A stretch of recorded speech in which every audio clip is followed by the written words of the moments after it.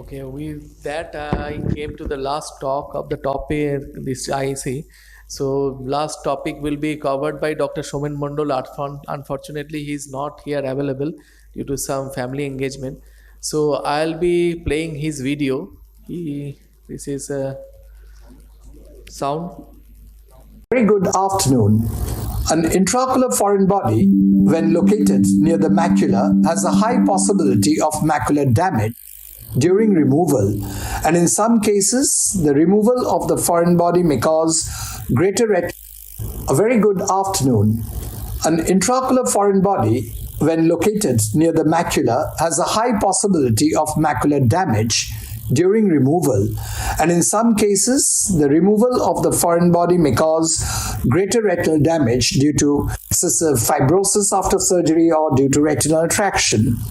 It is also a known fact that location of the intraocular foreign body in the posterior pole is one of the most important predictors of worse visual outcome in intraocular foreign body.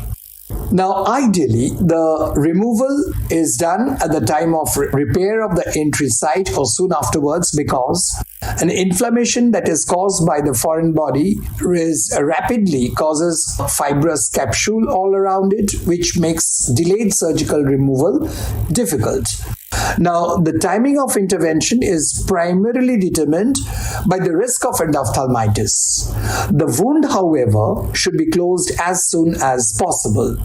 But there are some advantages of delayed surgery, sometimes because of inaccessibility to appropriate specialized resources. The surgery has to be delayed. Sometimes it's difficult to insert a 23 or a 25G trocar.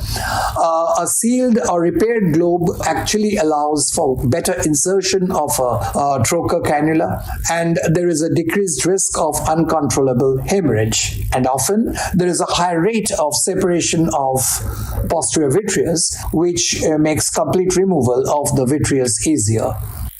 Now, the surgical goals are to clear the ocular media through removal of cataractous lens, through removal of the vitreous hemorrhage. Then we remove the vitreous scaffold from the scleral laceration site. Then the posterior haloid is removed, which could provide a future scaffold for epiretinal membrane formation and traction. Also, the retinal breaks and detachment are to be identified and treated. Now let's come to the cases. The case number 1 is a 47-year-old gentleman where there is a metallic intraocular foreign body in the left eye.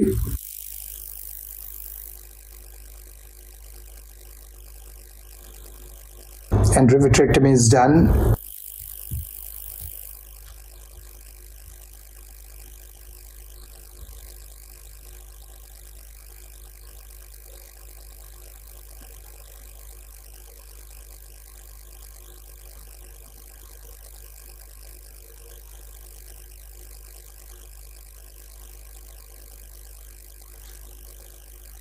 The embedded foreign body is tried to be dislodged from its point of impaction. Hemostasis achieved.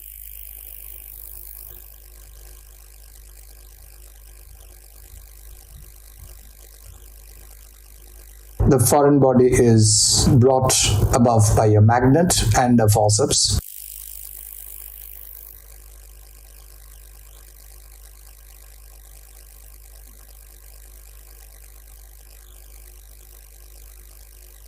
As we can see, the point of impaction is very close to the macula.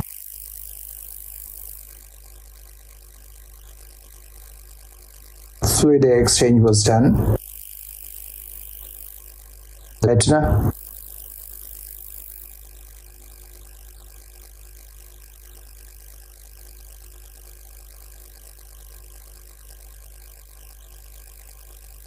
Ports closed.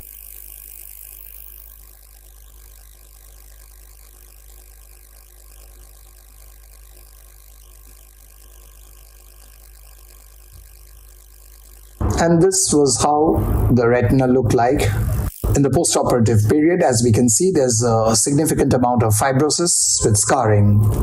So we will discuss a magnet.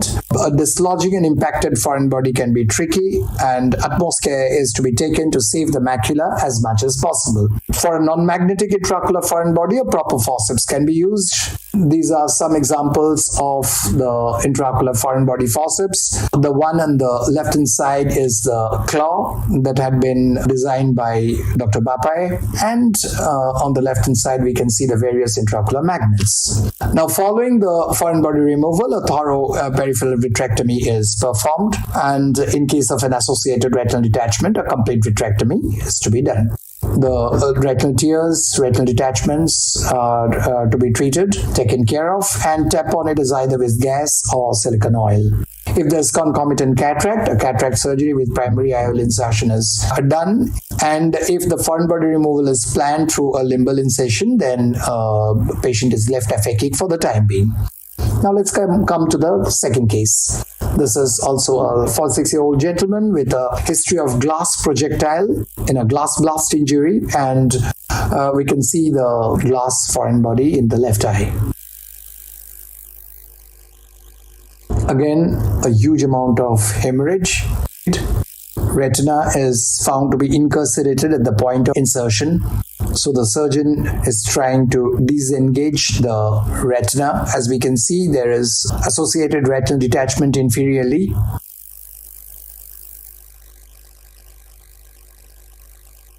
Carefully, little by little, the surgeon tries to disengage the retina from the point of insertion.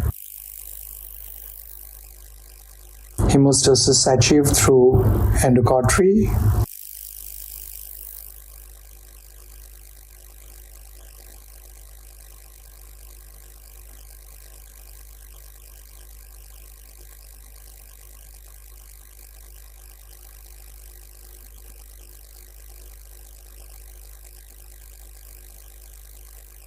Even after a considerable amount of exploration of the wound, the surgeon could not reach the glass foreign body because it seemed to be impacted deep into the sclera.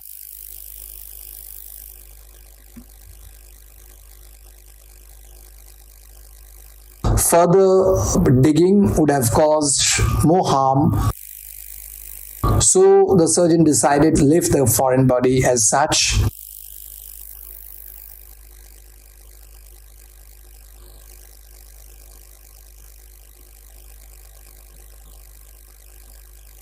And after achieving attachment of the retina, laser was done.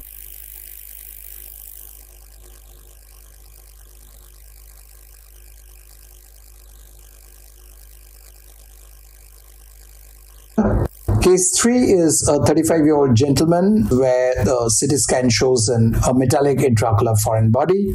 Again, the foreign body is seen to be impacted into the sclera, and that too quite deep.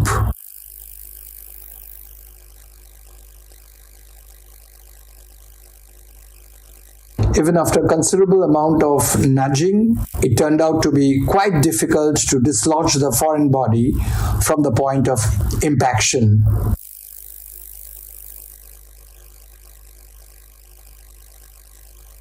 So the surgeon now decided to give a few cruciate relaxing incisions so that the foreign body can be disengaged.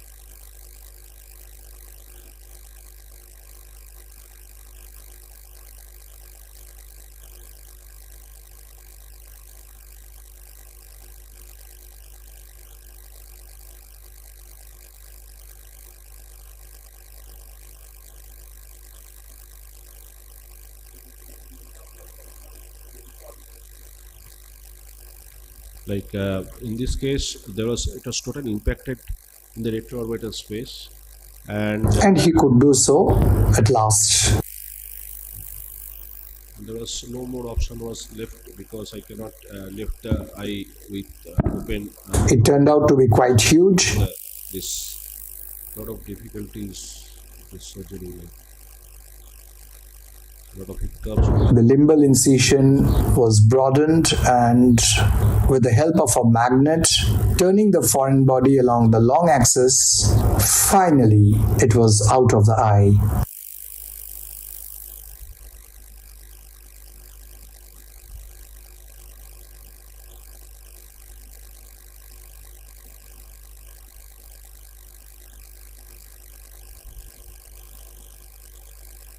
Hemostasis was achieved following fluid exchange, laser photocoagulation.